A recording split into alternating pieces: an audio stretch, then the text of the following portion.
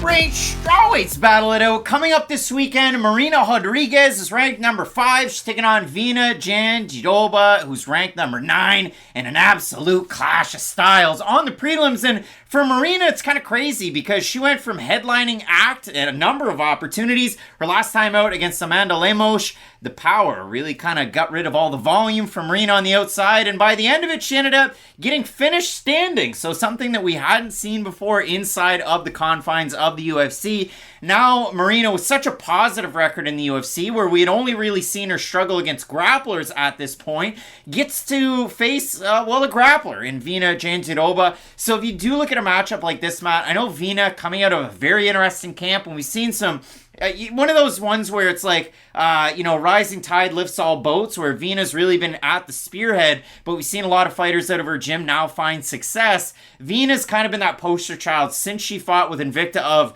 oh, I'm only a grappler. And all of a sudden, we've seen some advancements in her striking game. I don't expect those to flourish against Marina Rodriguez, but it has to be noted nonetheless. She was able to drop Amanda Ribas with that big 1-2, which was kind of crazy in that one. And MMA math fans, they'll look at the Amanda Ribas fight and they'll look at Marina's fight against Amanda Ribas, where Herb Dean decided to check out for a couple of seconds, and they'll say, okay, well, those things aren't created equal. But again, I will say, yes, it's still a clash of styles. Virna's gained in certain areas, but if Virna gets the fight down to the mat in this one, it could be a really tricky night out. We saw Marina struggle against Carla Esparza, against Randa Marcos, against Mackenzie Dern in some of those long extended grappling scenes. I gotta say this, if we get a lot of grappling out of these two, I think Virna's going to be favored in those matchups. Don't get me wrong at all. I think it might result in a bit of a stale fight because Marina loves that lockdown from the full guard to where she basically just holds on for dear life. And that's the thing about Marina that she hasn't necessarily improved on throughout her UFC tenure. Yes, we've seen her start to struggle. I guess we'll start to struggle. We saw her struggle in the only matchup she's really ever been in where she's not the more heavy-handed than her opponent. Her last time out, I don't think she is going to struggle in any situations on the feet in this matchup. For Virna's striking, yes, it has improved, but it is a lot of like lunging jabs from the outside. It does kind of match her footwork up with some of those prodding shots, and I think she will struggle with some of the volume that Rodriguez does bring into the ring.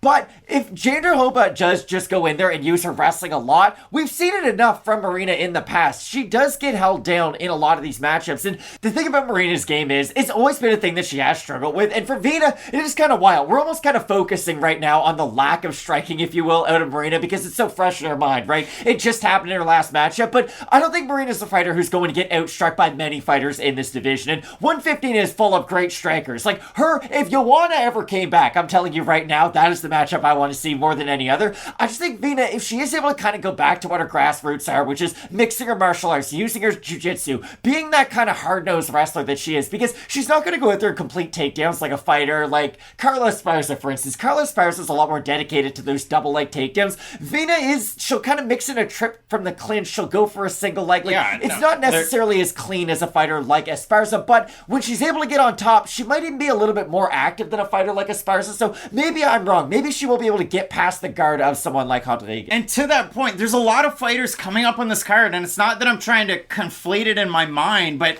there's a lot of fighters that fight with non-traditional takedowns. And when I say that, I mean like non-Greco-Roman or freestyle wrestling takedowns. If you go down through the card, you look at a guy like Johnny Munoz Jr., body lock, trip takedown. You look at a fighter like, pick any other.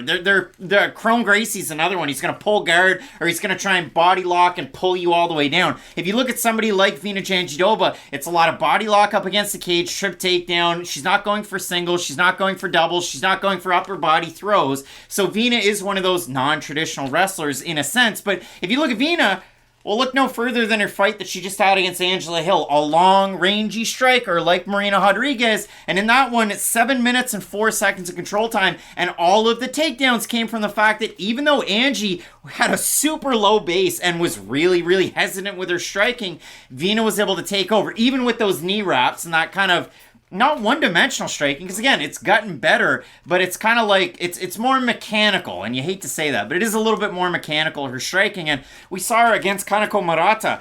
Look at those the kicks to the body that were defended, and then she's going out there and breaking somebody's arm and winning by TKO. It's kind of wild to see that. Now, again, I don't see those successes coming in a fight against somebody like Marina Rodriguez, but Marina's one of those fighters that champions Thai boxing. You see it even out of her gym.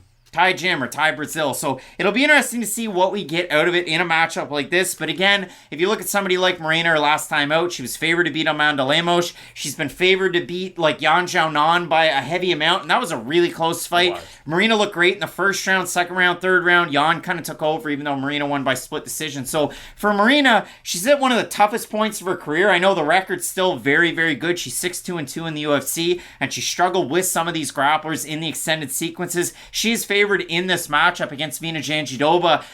If we do consider it, Matt, I mean, what's a pick here in what seems kind of to be like a black and white type of fight? I think it's a really difficult one to predict, though. Like, you're right. The fight itself probably won't be close by the time it's over, but it's a really difficult fight to predict for those reasons.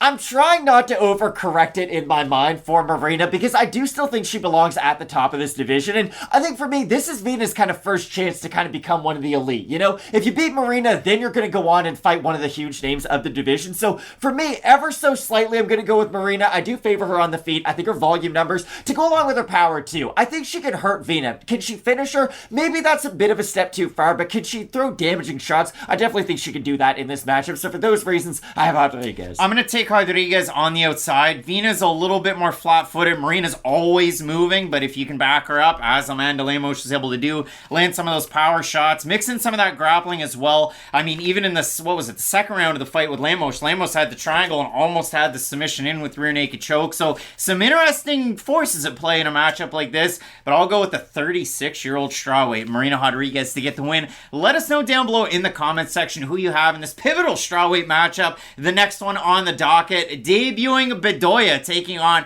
Khaos Williams. You're not going to want to miss any of it. Keep it locked in with Fight Night Picks, we always say. Let's get into it.